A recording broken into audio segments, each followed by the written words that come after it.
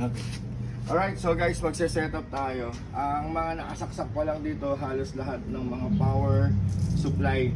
Okay, so i-setup natin mixer, equalizer, tsaka amplifier. Tapos yung mga mics natin, later na lang yon.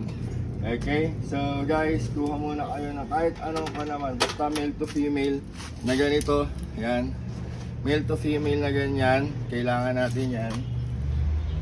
Dito sa may sa may turo mo dito, Briel, dito sa main out ng ating mixer, tutuhog tayo left and right lang yan. Okay, ngayon dadalhin natin sa input ng ating equalizer. Okay, tuhog tayo dyan, input, kahit ano dyan yan, sa dalawa, input. Yan. Okay, so nakatuhog na tayo. Ito, mixer to equalizer. Ngayon naman, tutuhog tayo. Kuha ulit tayo ng dalawa ulit na female to male na XLR. Okay, ganito lang kadali ito guys, hindi kayo maliligaw dito.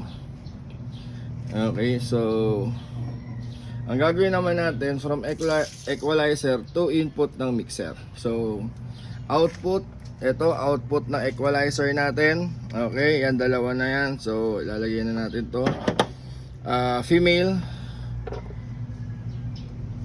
Yan, tapos sa kabila. Yan, okay.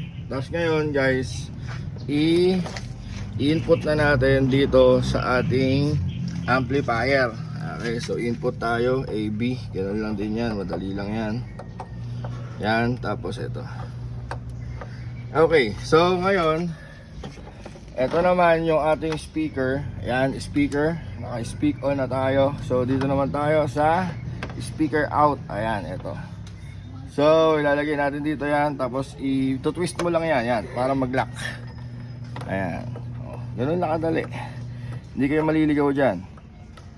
Okay, tapos ngayon kapag magla-line in kayo ng mga mics ninyo dito sa mixer, yan, depende kung saan kayo maglalagay dyan. Alright, so yun lang guys yung tutorial natin.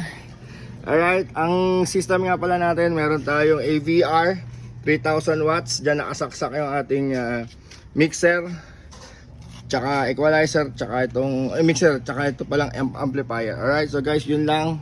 Alright, bye bye.